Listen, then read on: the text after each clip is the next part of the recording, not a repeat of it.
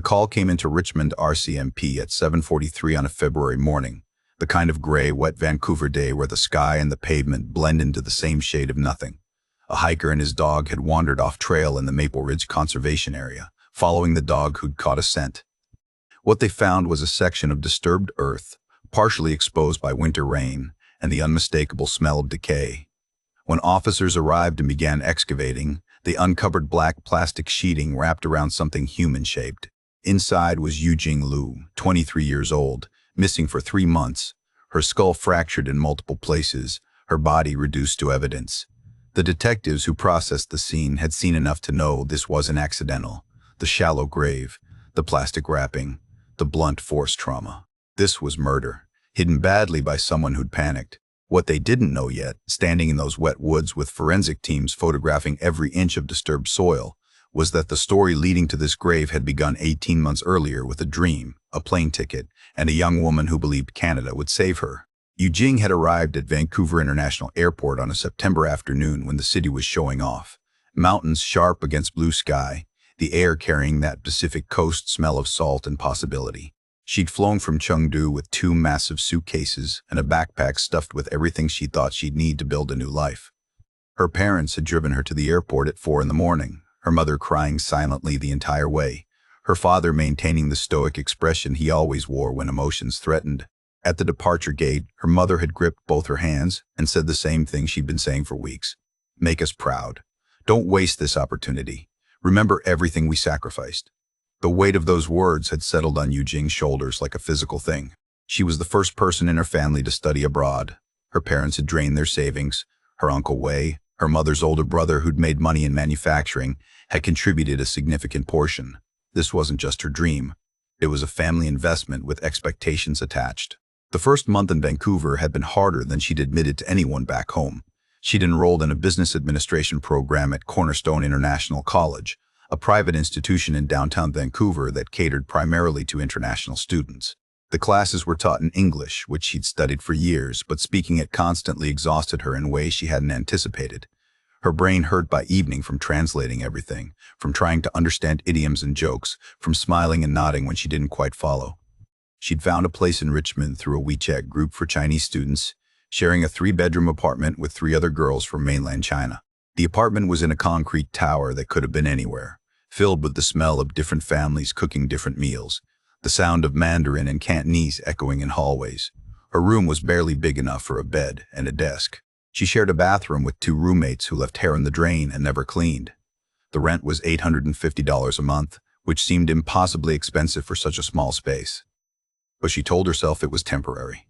She'd work hard, get her diploma, find a job, secure a work visa, eventually get permanent residency. That was the path. That was what you did. Thousands of Chinese students followed the same trajectory. She could too. The loneliness, though. That was the part she hadn't prepared for. Her roommates were friendly, but busy with their own lives, their own friend groups that had formed in previous semesters. Yujing spent a lot of time alone, studying in her tiny room or walking around Richmond, a suburb that felt like a transplanted piece of Asia with its Chinese shopping malls and restaurants, signs and characters she could read, but none of it home. She video called her parents twice a week, performed happiness and adjustment, told them about her classes and new friends she was making, most of which was exaggeration or outright fiction. By November, the Vancouver rain had settled in for its long season, and Yujing's optimism had started eroding. The classes felt pointless, more about collecting tuition than education. Her English wasn't improving as fast as she'd hoped. She had no real friends. The money her family had given her was disappearing faster than budgeted. Coffee was expensive. Transit was expensive. Everything was expensive. She'd look at her bank account and feel her chest tighten with anxiety. One of her roommates, a girl named Mei Mei from Guangzhou, suggested she try the Mandarin church service at Richmond Chinese Community Church. "It's not really about religion," Mei Mei had explained. "It's networking. Lots of international students go. Some local Chinese families too. Good way to meet people, practice English, maybe find better housing or job opportunities." Yujing wasn't religious. Her family was casually Buddhist, the way many Chinese families were, burning incense for ancestors, but nothing deeply practiced. But she was desperate for community, for faces that might become familiar. So on a Sunday morning in late November, she took the bus to the church, a modern building that looked more like a community center than a place of worship. The service was in Mandarin with English translation on screens. The congregation was mostly Chinese, a mix of older immigrants and young international students like herself. After the service, there was tea and snacks in a common area. Yu Jing stood awkwardly with a paper cup of jasmine tea, trying to look approachable but not desperate. That's when David Chen had approached her. He was older, maybe early 30s, wearing business casual clothes that looked more expensive than what the students wore. He had a kind face, wire-rimmed glasses, and when he spoke to her in Mandarin, his accent was slightly off, a hint of Cantonese influence, the sound of someone who'd left China young. "First time here?" he'd asked, smiling. "That obvious?" Yu Jing had responded, laughing a little. They'd talked for 20 minutes. He'd introduced himself, explained he'd been coming to this church for years, that it was a good community. He'd asked about her studies, where she was from, how she was adjusting to Vancouver. His questions felt genuine, not the automatic small talk she got from classmates. When he learned she was from Chengdu, his face had lit up. "I visited there 5 years ago," he'd said. "Incredible food. The hot pot is unmatched." They talked about Sichuan cuisine, about the differences between Chengdu and Vancouver, about the things she missed. He told her about a good Sichuan restaurant in Richmond, offered to show her sometime if she was interested. Not as a date, he'd clarified quickly, just as someone who knows the city helping someone who's new, no pressure. Yu Jing had felt something loosen in her chest. Here was someone safe, familiar, offering friendship without complication. She'd said yes. Over the next month, they'd met for lunch twice. David had taken her to the Sichuan restaurant he'd mentioned, then to a dim sum place in Chinatown that reminded her of home. He'd been easy to talk to, asking questions about her life, listening when she admitted how hard the adjustment had been, offering practical advice about navigating Vancouver, about finding better deals on groceries, about free events she could attend. He never pushed, never made her uncomfortable. He was just there, steady and helpful. By December, they'd started texting regularly. He'd send her photos of interesting things he saw around the city, restaurant recommendations, encouragement when she complained about difficult assignments. She'd started to rely on those messages, the way they punctuated her lonely days with proof that someone was thinking about her. When he'd asked her to have dinner with him, framing it explicitly as a date this time, Yu Jing had hesitated only briefly. David wasn't the kind of man she'd imagined dating. He was older, more serious, not particularly exciting. But he was stable. He had a good job as an accountant at a mid-sized firm. He had his own condo. He understood her culturally in ways a white Canadian never would. And more than anything, he made her feel less alone. Their relationship developed slowly through the winter. David was respectful, never pushing physically, taking her to nice restaurants she couldn't afford on her own, driving her places since she didn't have a car. He'd meet her after classes sometimes, bring her coffee, sit with her while she studied. To Yu Jing, who'd been drowning in isolation, his attention felt like rescue. He'd told her about his life. Born in Hong Kong, immigrated to Canada with his parents when he was 12, grew up in Richmond, studied accounting at UBC, worked his way up to a comfortable position. He was a permanent resident, not quite a citizen, but established enough that Canada was home now. His parents had moved back to Hong Kong after retiring, preferring the familiarity. He had a brother in Toronto he didn't talk to much. He seemed lonely too, in his own way. That shared loneliness created a bond. By February, 5 months after they'd met, they were in a relationship. Yu Jing's parents were thrilled when she told them. A nice Chinese boy, educated, with a good job. Her mother had practically squealed with joy on the video call. "Maybe you'll get married, stay in Canada permanently," she'd said. And Yu Jing had laughed it off, but the seed had been planted. The proposal came in March, fast enough that Yu Jing felt a flutter of doubt, but not fast enough to seem crazy. They were having dinner at David's condo, a one-bedroom unit in a tower in Burnaby with a view of the inlet. He'd made a simple meal, nothing fancy. Over tea after dinner, he brought it up casually, almost like a business proposition. "I've been thinking about our situation," he'd said. "Your student visa expires next year. You're worried about finding work authorization. I understand that stress." Yu Jing had nodded, unsure where this was going. "What if we got married?" David had continued. "I'm permanent resident. If we marry, you can apply for permanent residency through spousal sponsorship. It's a guaranteed path. You wouldn't have to worry about visas or work permits. You could stay here, build a real life." Yu Jing had stared at him. "Are you proposing?" "I guess I am," David had said, smiling a little. "I care about you. I want to build something stable. And practically speaking, this solves a real problem for you. We both benefit." It wasn't the most romantic proposal. But Yu Jing had learned that romance was a luxury. Practicality was what mattered. And David was offering her exactly what she needed: security, status, a future that didn't involve crawling back to China in failure. She'd said yes. They'd married 2 months later at a civil ceremony at Vancouver City Hall. It was a Thursday afternoon. They brought 2 witnesses, colleagues of David's from his accounting firm, who smiled politely and signed paperwork. Yu Jing wore a simple white dress she'd bought at a mall. David wore a suit. They exchanged vows in English in front of a commissioner who processed marriages with efficient boredom. The whole thing took 15 minutes. Yu Jing's parents had joined via video call, her mother crying happy tears, her father raising a glass of baijiu and toast. They believed their daughter had found love and security in Canada. They talked about visiting for a proper wedding banquet later, about meeting their new son-in-law in person, about grandchildren someday. What Yu Jing had noticed, standing there in that bland government office, was that David's family was completely absent. When she'd asked about it beforehand, he'd been vague. "My parents are in Hong Kong," he'd said. "My brother and I aren't close. This is just paperwork anyway. We can have a bigger celebration later if you want." She'd accepted that explanation. But looking back later, she'd realize it was the first real warning sign. You don't exclude your family from your wedding unless there's something you don't want them to know. After the ceremony, they'd gone to a nice restaurant for dinner, just the 2 of them. David had ordered champagne. They'd toasted to their future. He'd held her hand across the table and smiled and told her everything would work out. Yu Jing had believed him completely. She'd felt the relief of security, the satisfaction of having solved her immigration problem, the hope that maybe this practical marriage would grow into something deeper.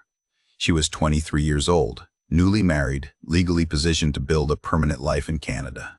She had no idea that the marriage certificate she'd signed that afternoon was based on a transaction she knew nothing about, that David had been paid $35,000 by her Uncle Wei to marry her, that David's real girlfriend lived in Toronto and had no idea Yu Jing existed, that she'd just legally bound herself to a man who saw her as a business arrangement, not a wife. The trap had closed.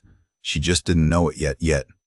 Yu Jing moved into David's condo the week after the wedding, 2 suitcases and 3 boxes containing everything she owned. The apartment was on the 14th floor of a glass tower in Burnaby, the kind of generic modern building that filled Metro Vancouver's skyline. 1 bedroom, 1 bathroom, a galley kitchen, and a living room with floor-to-ceiling windows overlooking the inlet. It was clean and minimally furnished, almost sterile. No photographs on the walls, no personal touches. Like a hotel room someone had been living in temporarily. David helped her carry her boxes up from the parking garage but seemed distracted, checking his phone constantly. He showed her where she could put her clothes in the closet, about a third of the space, the rest filled with his suits and shirts arranged by color. He cleared 1 drawer in the bathroom for her toiletries. Everything felt measured, allocated, not quite shared. That first night as a married couple living together, Yu Jing had expected something. Not necessarily romance. Their relationship had always been more practical than passionate, but some acknowledgement of the transition. Instead, David had eaten a quick dinner, said he had work to catch up on, and spent 3 hours on his laptop at the kitchen table. When Yu Jing finally went to bed around 11, tired from moving, David was still typing. She'd fallen asleep alone in his bed, their bed now supposedly, and woken at 3 in the morning to find him sleeping on the couch. When she'd asked about it the next morning, David had been matter-of-fact. "I have back problems," he'd explained. "Sometimes the couch is better for my spine. Don't take it personally." She hadn't taken it personally at first, but it became a pattern. 3 nights a week, sometimes 4, David slept on the couch. They rarely had physical contact beyond brief kisses goodbye in the morning. Their conversations were surface level, logistical. "Did you pay the electricity bill? I'll be home late tonight. Can you pick up groceries?" Yu Jing tried to initiate deeper connection. She'd cook elaborate Sichuan meals, hoping shared food would create intimacy the way it had in her family. David would eat quickly, thank her politely, then retreat to his laptop. She'd suggest watching movies together, going for walks, visiting the city on weekends. He was always too busy, too tired, had too much work. His accounting firm was demanding, he'd explain. Tax season was coming. She needed to be patient. Patience became the word he used constantly. When she tried to hold his hand and he pulled away. When she asked why he never introduced her to his coworkers or friends. When she wondered aloud if they should take a honeymoon trip, even just a weekend somewhere. Patience. Immigration will scrutinize us. We need to appear legitimate but not draw attention. Let's keep things low-key for now. It made sense on the surface. She knew immigration fraud was taken seriously. She'd heard stories of couples being interviewed separately, asked intimate details to prove their marriage was genuine. David was protecting them both by being careful. That's what she told herself. But doubts crept in anyway. The way he angled his phone away from her when texting. The weekend trips he took alone, claiming they were for work conferences. The separate bank accounts he insisted on maintaining. It's just easier for taxes, he'd say. We'll combine everything later once your permanent residency comes through.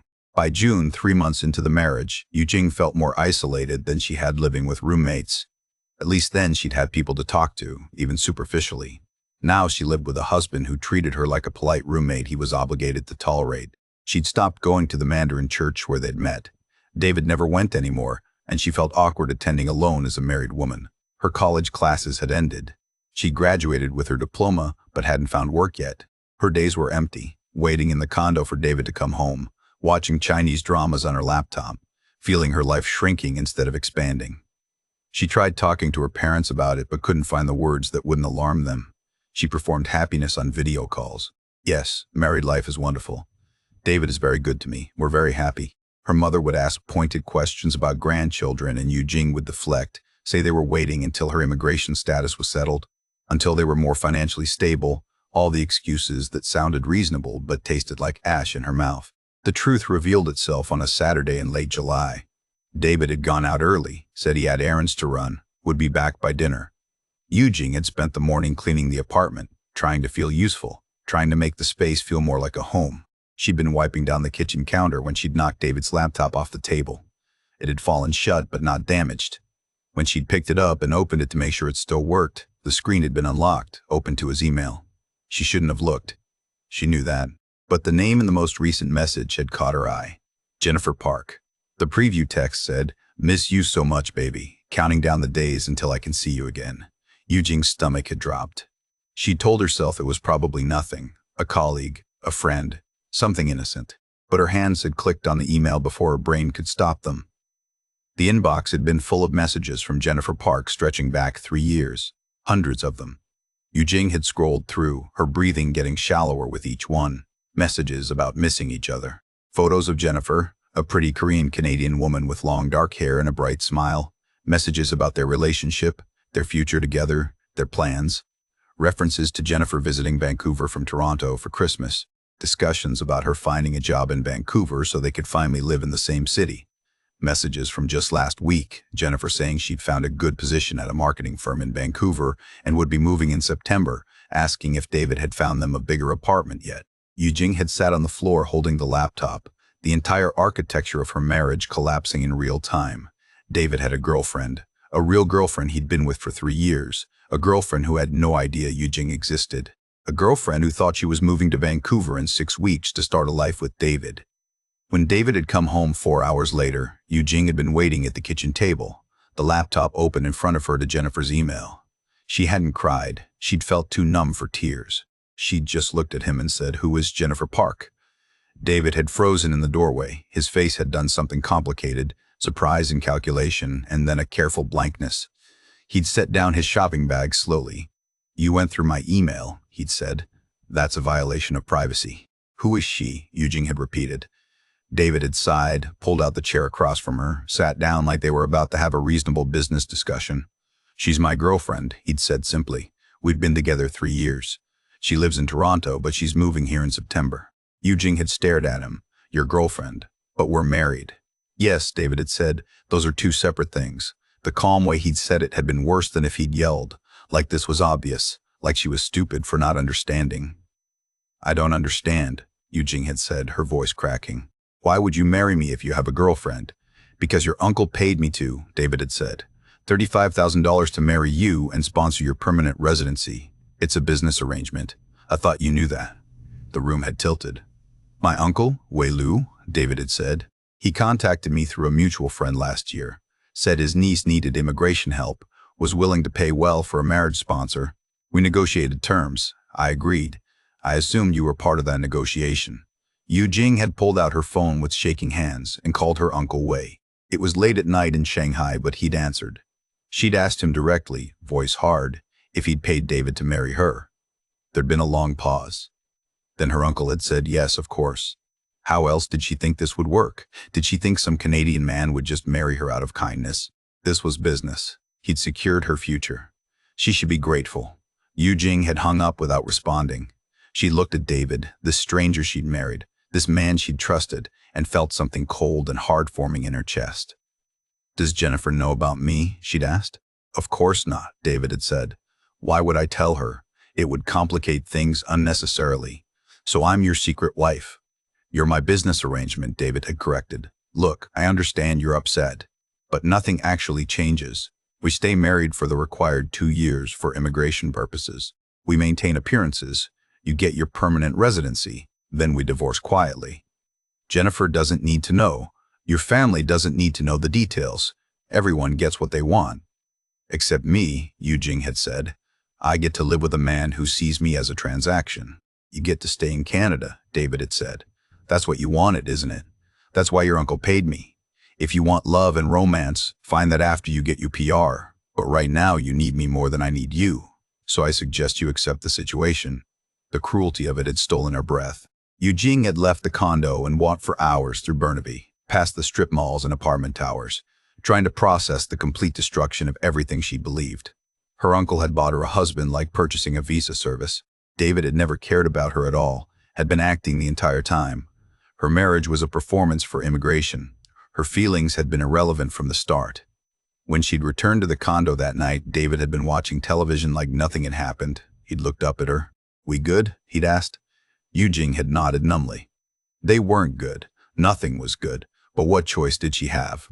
Over the next 2 months, the pretense dropped completely.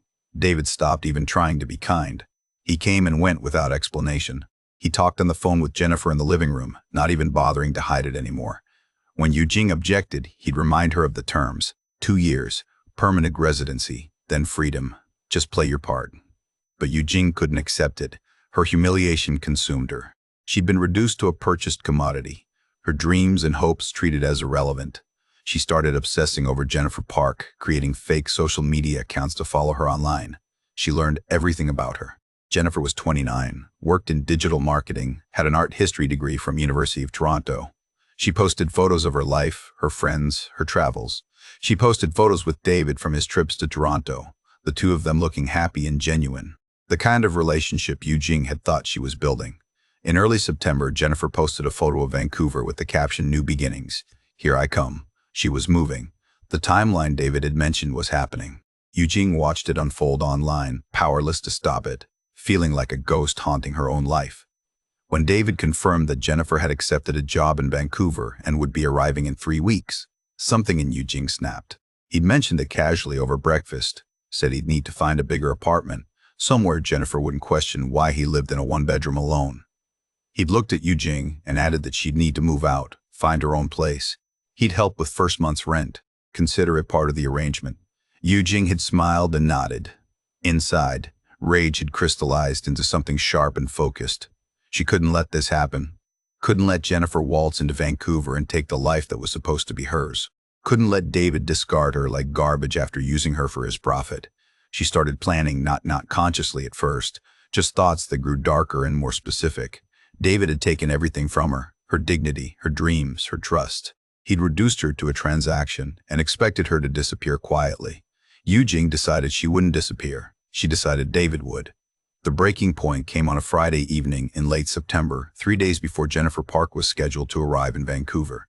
David had come home from work in an unusually good mood, humming while he changed clothes, checking his phone constantly with a smile on his face. He looked at Yu Jing standing in the kitchen and said almost cheerfully that he'd found a new apartment in Yaletown, a 2-bedroom, perfect for when Jennifer arrived. He'd be moving out next week. She had until the end of the month to find her own place. Yu Jing had felt something inside her go very still and very cold. She'd nodded and said okay. David had seemed relieved by her compliance, probably expecting resistance or tears. Instead, she'd asked if he wanted dinner. He'd said sure, whatever, he wasn't picky. She'd made noodles while he sat on the couch texting Jennifer, the intimacy of their conversation apparent in his expression even from across the room. They'd eaten mostly in silence, David scrolling through his phone between bites. Yu Jing, watching him with a calmness that frightened her a little. After dinner, he'd announced he was meeting some colleagues for drinks, would be back late, don't wait up. He'd left at 7:30. Yu Jing had sat alone in the condo for an hour, thinking. She'd been planning in abstract terms for weeks but hadn't committed to anything concrete. Now the timeline had compressed. David was leaving. Jennifer was arriving. Yu Jing's window to act was closing. She pulled out her phone and opened an encrypted messaging app she'd downloaded months ago. There was one person she'd been talking to, another Chinese international student she'd met through online forums. His name was Kai Zhang, 20 years old, from Hangzhou. His student visa had expired 6 months ago, and he'd overstayed, working illegally under the table at restaurants, living in constant fear of deportation. They'd connected initially over shared frustration with the immigration system, but Yu Jing had carefully cultivated the relationship into something more.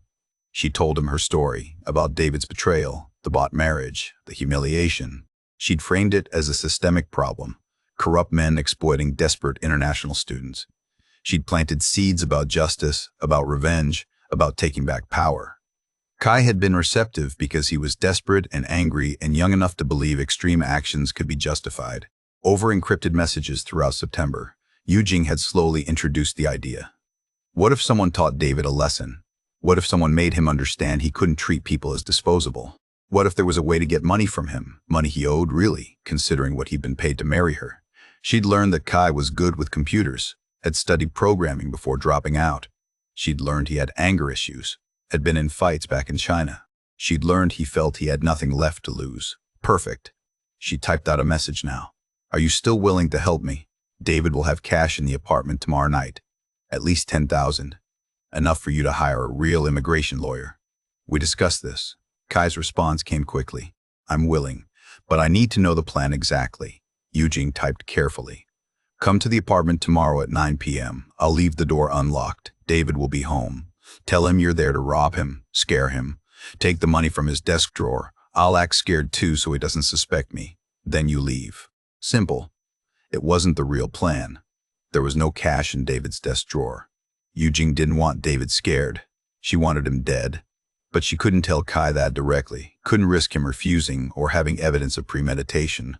She needed him to show up, to be the weapon, to commit the action before he fully understood what action meant. Kai agreed. Yu Jing gave him the address, told him to park in the visitor lot, to wear gloves, to bring something to threaten David with if needed. She suggested a hammer, more intimidating than a knife, she'd written. He'd agreed to that too. After the messages were deleted from the encrypted app, Yu Jing had sat very still on the couch, understanding she'd just crossed a line that couldn't be uncrossed. She was planning murder. Actually planning it. The thought should have horrified her, but instead she felt a strange clarity. David had murdered her future, her dignity, her sense of self. This was just reciprocal. Saturday moved with dreamlike slowness. David spent most of the day out, probably with Jennifer helping her prepare for the move. Yu Jing cleaned the apartment meticulously, did laundry, organized drawers, normal wife activities, building an alibi of normalcy. In the afternoon, she went to a coffee shop and made sure to be friendly with the barista, remembered, seen living her regular life. At 6 p.m., she texted David asking when he'd be home. He responded that he'd be back by 8:30. She texted Kai confirming 9 p.m.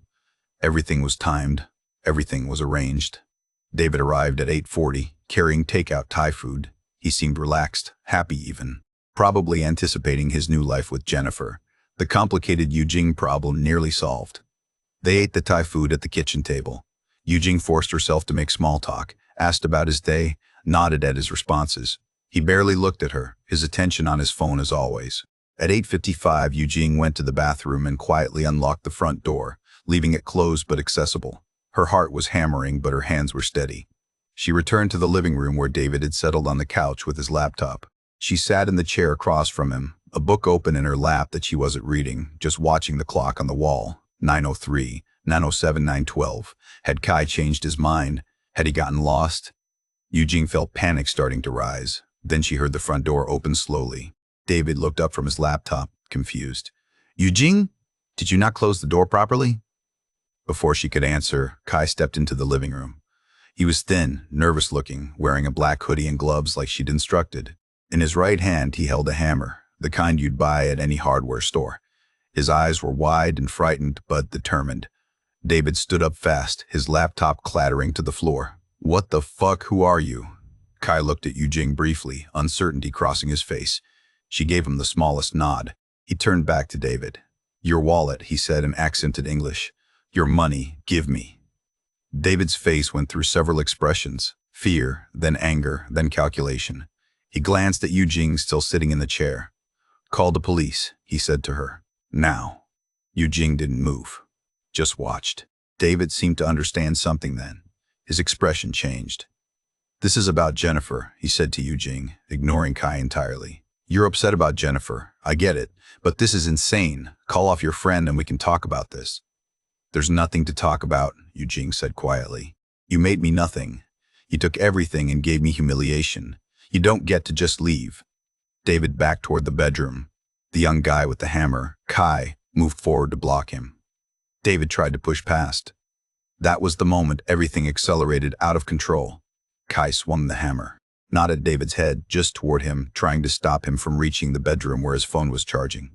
But David grabbed for the hammer and they struggled. The hammer came loose. Kai stumbled backward. David lunged for the bedroom door. Eugene heard herself screaming. Stop him. Don't let him get the phone. Kai grabbed the hammer from the floor where it had fallen. David reached the bedroom doorway. Kai swung again, harder this time, panicked. The hammer connected with the back of David's skull with a sound Eugene would never forget. A crack like breaking wood. David dropped to his knees, his hands still reaching for the bedroom. Kai stood frozen, the hammer raised, breathing hard. David was making a sound, low and hurt. He tried to crawl forward. Blood was spreading in his hair, dark and fast. Eugene stood up from her chair. Finish it, she said. Her voice sounded strange to her own ears, flat and cold. I didn't mean to, Kai said. He's hurt. We should call ambulance. If we call an ambulance, we go to prison, Eugene said. Both of us. You're here illegally. You'll be deported after serving time. Is that what you want?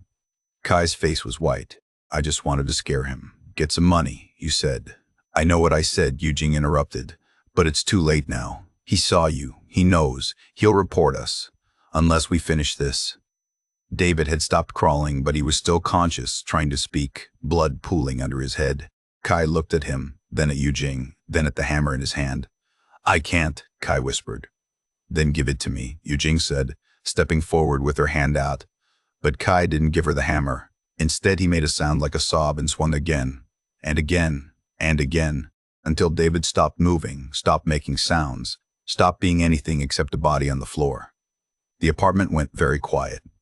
Just the sound of Kai's ragged breathing and the hum of the refrigerator. Eugene looked at David's body, at the blood spreading across the hardwood floor, and felt nothing. Just empty. Just done. We need to clean this up, she said. The next 4 hours were mechanical. Eugene directed everything with strange, calm efficiency. They wrapped David's body in the plastic drop cloths he'd bought weeks ago for a painting project he'd never started. They used garbage bags and duct tape. They cleaned the blood with bleach and towels, scrubbing until the floor looked normal. Kai moved like a robot, in shock, following orders. Around 1:30 in the morning, Kai called a friend who had a car, someone else living in the country illegally, someone who wouldn't ask questions. They carried David's wrapped body down the service elevator when the building was asleep, loaded it into the trunk, drove east out of the city on the Trans-Canada Highway, then north on smaller roads into the mountains. Found a logging road near Maple Ridge. Dug a shallow grave in the dark with a shovel from the car. Buried David Chen while raccoons watched from the trees. They drove back to Vancouver as dawn was starting to gray the sky. Eugene made Kai drop her 2 blocks from the condo. She walked home alone, let herself in, took a long shower. Put the clothes she'd been wearing in a bag to dispose of later. Checked the apartment one more time for any evidence they'd missed. Everything looked normal, just an empty apartment waiting for its occupant to return. Eugene waited 3 days before calling the police to report David missing. She played the worried wife perfectly. He went out Friday night and never came back. I've been calling and texting. This isn't like him. I'm scared something happened. The officers who took the report were sympathetic, told her most missing persons turn up within 48 hours, probably just needed space or time to think. They noted that he'd been planning to move to a new apartment, mentioned marital strain, maybe he'd left voluntarily. Eugene cried convincingly and said maybe, but she knew he hadn't left. She knew exactly where he was. For 1 week, Eugene thought she'd gotten away with it. She cleaned the condo obsessively, disposed of every piece of evidence in different dumpsters across the city, sent careful texts to David's phone that would look like a concerned wife. Where are you? Please come home. I'm worried. Building a narrative.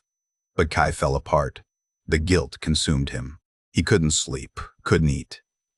8 days after David's murder, Kai confessed everything to another Chinese student he'd trusted, breaking down in tears, saying he'd killed someone and couldn't live with it.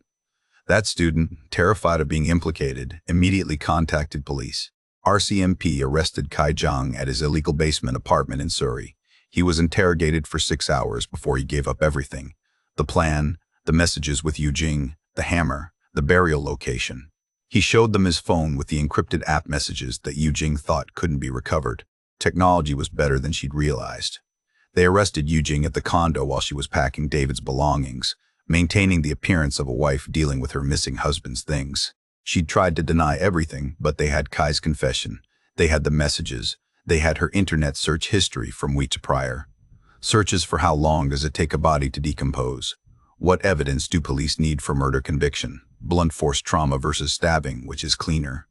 She'd thought she'd been careful, used incognito mode, but nothing was ever truly deleted. They found David's body exactly where Kai said it would be. Dental records confirmed the identity. Cause of death was multiple blunt force trauma injuries to the skull. The investigation revealed everything. The marriage fraud, though they couldn't charge the Uncle Wei who lived in China beyond their jurisdiction, Jennifer Park learned the truth from a victim services officer. The man she'd loved for 3 years had been secretly married. That secret wife had orchestrated his murder. The trial lasted 2 weeks. Kai Jiang pleaded guilty to second-degree murder, testified against Yu Jing in exchange for a reduced sentence. The prosecution presented the encrypted messages, the search history, testimony from the friend Kai had confessed to. They presented evidence of premeditation, of manipulation, of calculated planning. Yu Jing's defense argued she'd been a victim herself, exploited by immigration fraud, driven to desperation. But the jury saw the planning, the lies, the cold way she'd used Kai as a weapon. They convicted her of first-degree murder. The judge sentenced Yu Jing Liu to life in prison with no possibility of parole for 25 years.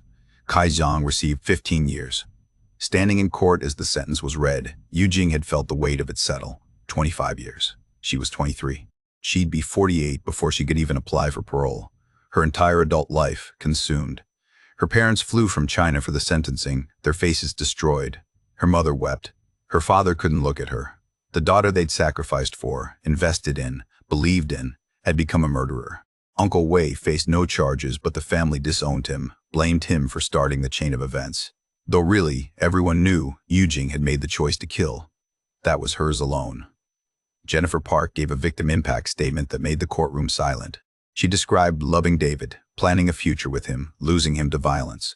She described the betrayal of learning about his secret marriage, though she acknowledged he'd been wrong to deceive everyone. But wrong didn't deserve death. Deception didn't deserve murder.